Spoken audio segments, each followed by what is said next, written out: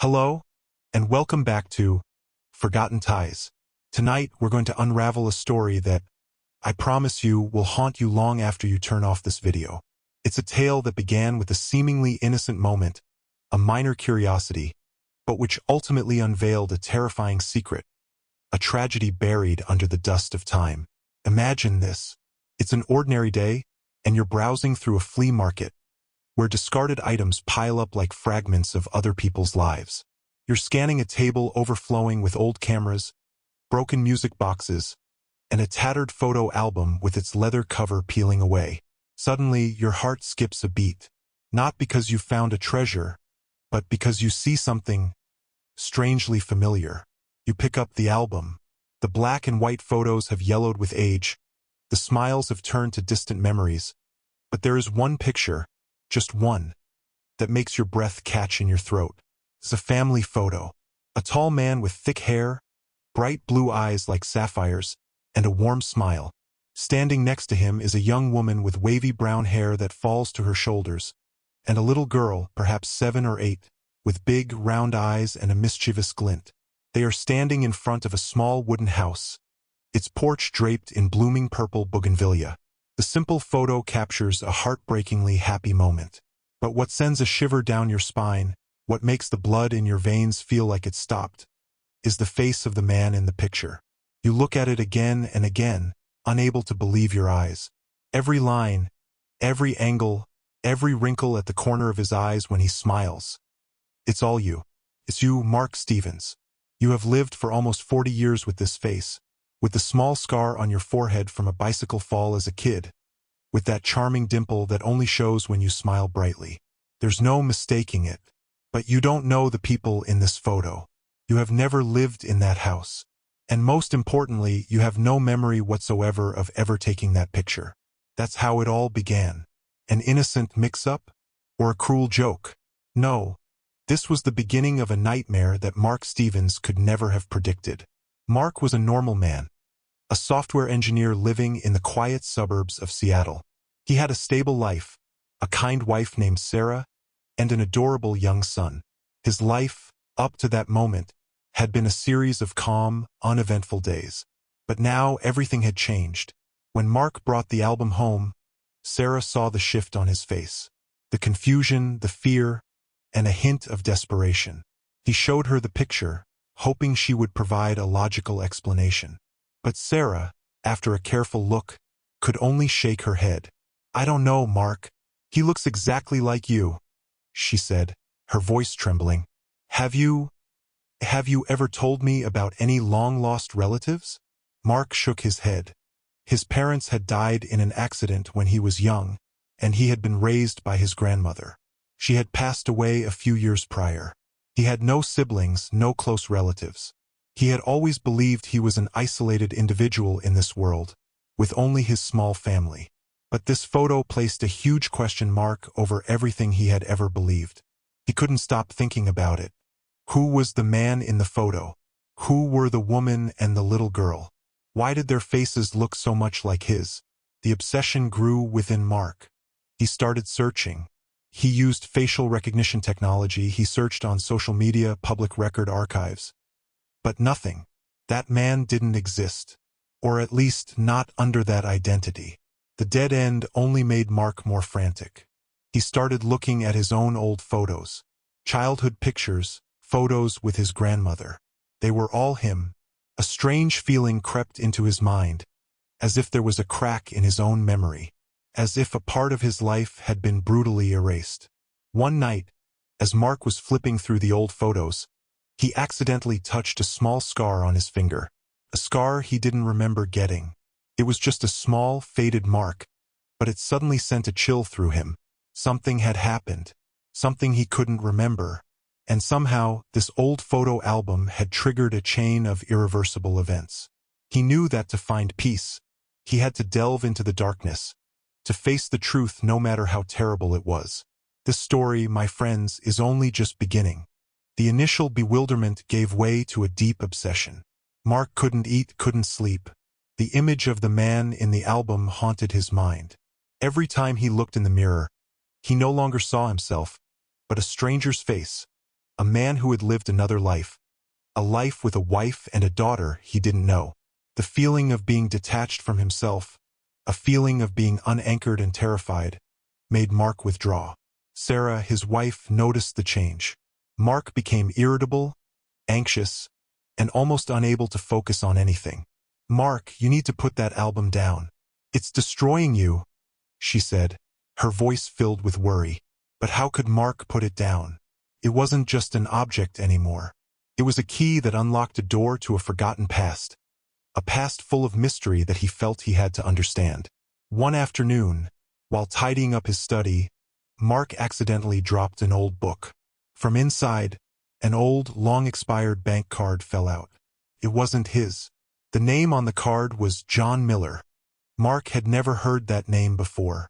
But the most remarkable thing was the photo on the card. A photo taken from an angle, the face of the young man in it. Once again it was him, John Miller. The name echoed in his head. How was this name connected to him? He had no memory of another identity. The more he searched, the more Mark discovered scattered and contradictory pieces. He rummaged through all his old papers, finding a faded birth certificate that read Mark Stevens. He called his grandmother, but she had passed away. He tried to search for old medical records, but everything came up clean. He couldn't find anything suspicious. But the feeling of unease kept growing. Mark began to suspect that he wasn't simply a normal man who had found a strange photo. He started to feel like the victim of a conspiracy that had been orchestrated a long time ago. One morning, while walking in a park near his home, Mark overheard a conversation between two strangers. They were talking about some plan, about a man who might be able to remember. Mark couldn't hear everything clearly, but he felt a chill go down his spine. He had a premonition that they were talking about him. His fears became a reality. One night, as Mark was driving home from work, he realized there was a car following him. He tried to swerve, to turn down small streets, but the car kept pursuing him. He finally managed to lose them, but the feeling of being watched, of being hunted, sent him into a state of utter panic. He knew he had stumbled upon something he wasn't supposed to know. And then, the most terrifying event happened. One night, Mark woke up from a nightmare, a recurring nightmare. He was running, in a panic, and behind him were the sounds of urgent footsteps. He screamed. Sarah jolted awake and held him. "Are you having that nightmare again?" she asked, her voice full of concern. It wasn't just a nightmare. Mark had retrieved a fragment of a memory. Very vague but very real. He remembered standing on a secluded road. He remembered a car speeding towards him and a strong impact. He didn't know what happened after that, but he was sure it was an accident from which his memory had been erased. The photo, the bank card, and now that fragmented memory. They were all beginning to connect. Mark realized that Mark Stevens might not be him. Mark Stevens might be a fake name, a fake life created to hide some tragedy. He had been living a life that wasn't his. The greatest horror wasn't that he was no longer himself. The greatest horror was that someone had done this to him. Someone had stolen his memory, stolen his past, and even his loved ones. Mark knew he had to find the truth. He had to find John Miller, find the woman and the little girl in the photo. He had to find himself. And he knew that to do so, he had to face the people who had done this, the people who were watching him, waiting for the right moment to erase him once more. Everything was coming to a head, and the fight for the truth, for his very life, had just begun. The truth, like a sharp blade, tore apart the veil covering Mark's life. He was no longer Mark Stevens, the average software engineer, but John Miller, a man who had been missing for almost 20 years. That feeling, it wasn't just a shock. It was a complete annihilation of his entire being. Every memory, every relationship, every foundation he had built over the past 2 decades turned to dust. Sarah, his wife, was no longer his wife. His young son was no longer his son. Everything was a lie, meticulously orchestrated. But who did this? Who stole his life and replaced it with a false shell? The answer slowly began to reveal itself through the fragmented memories that Mark was now retrieving. The first piece was the name Jonathan Cross. The name echoed in his mind. accompanied by a feeling of ultimate fear and hatred. Jonathan Cross was not a friend. He was a former colleague, a brilliant but ambitious and ruthless scientist. Mark, or rather John, remembered that he and Jonathan had once worked together on a top-secret project. A project involving memory implantation. A project that John had refused to participate in on ethical grounds, and for that, he had become a target. Jonathan didn't just want to steal John's work. He wanted to steal his life. He had faked a car accident, erased John's memory, and created a new identity for him. John Miller had died, and Mark Stevens was born. Now John had his memories back. That feeling was like a torrential flood, carrying with it pain, anger, and a deep longing for the past.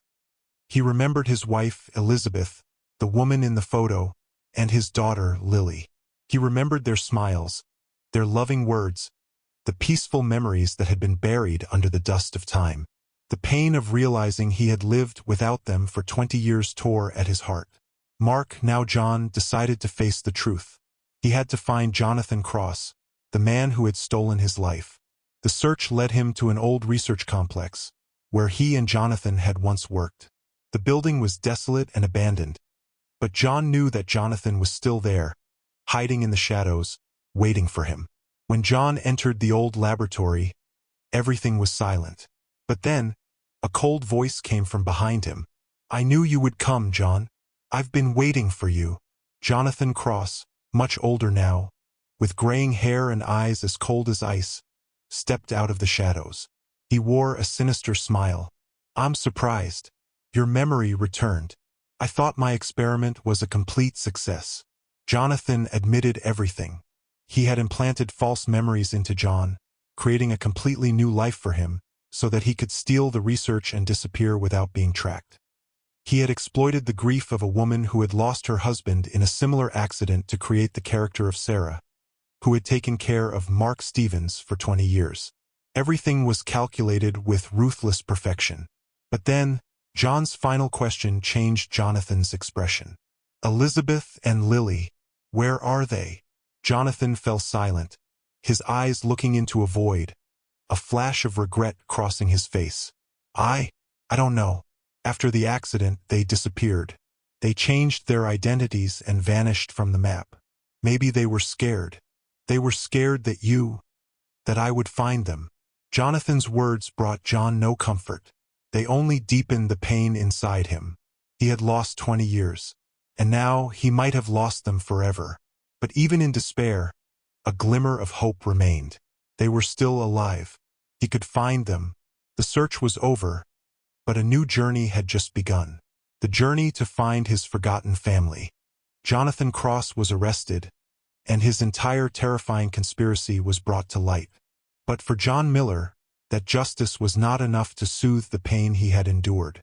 He had regained his identity, but his life had shattered. Sarah, the woman who had lived as his wife for 20 years, had left in a state of panic and heartbreak. The young son of Mark Stevens was now an adult, and he didn't know what to say to him. Everything had collapsed. But John couldn't give up. He had one sole purpose left in life: to find Elizabeth and Lily. He used every resource he had, using his own research to trace their whereabouts. He went through all the sealed records, searched the erased databases. He lived on hope and despair. With each passing day, he felt he was getting closer to them. But at the same time, he was terrified he would never find them. And then, one day, information arrived. A photo. A photo of a middle-aged woman with salt and pepper hair and a young woman with a youthful face and sparkling eyes. It was Elizabeth and Lily. They had changed their identities, moved to another city, and started a new life, far away from the ghost of Jonathan Cross. Lily was now a grown woman, a successful architect. Elizabeth, his wife, was still alive, still there, with a small scar on the corner of her lip, a scar John remembered so clearly from a fall she took as a child. John had found them. He drove to that city, his heart pounding in his chest. He stood in front of their house, a small, charming home with a garden full of flowers. He stood there, trembling. He didn't know what to say. Would they believe him? Would they accept the man who had been missing for 20 years? When Elizabeth opened the door, her eyes widened. She looked at him, then at his face, and her eyes welled up with tears. She didn't say a word, just reached up and touched his cheek, as if to confirm that he was real. "John, is that you?" she asked, her voice trembling, full of emotion. And then they embraced, an embrace that held 20 years of longing, pain, and fear. They didn't need to say anything. They both understood. They had lost each other, but they had found each other. Lily also came out, and she was no longer a little girl, but she still had big, round, sparkling eyes like her mother. She looked at John, then at Elizabeth, and her eyes also turned red. The story was over, but a new story had just begun. The story of a family reunited, of a man who had found himself again. The painful memories might never disappear, but love and forgiveness could help them heal those wounds. And that is the story of John Miller, the man whose face appeared in a stranger's family album. A story of loss, betrayal, and a long, arduous journey to find truth and love. A story that we hope will remind you that in this world, there are some ties that can never be broken. That's why our channel is called Forgotten Ties. If this story touched your heart, please leave a comment below and share your thoughts. And don't forget to like this video, subscribe to our channel, and turn on notifications so you don't miss the next dramatic and emotional stories. Thank you and see you in the next video from Forgotten Ties.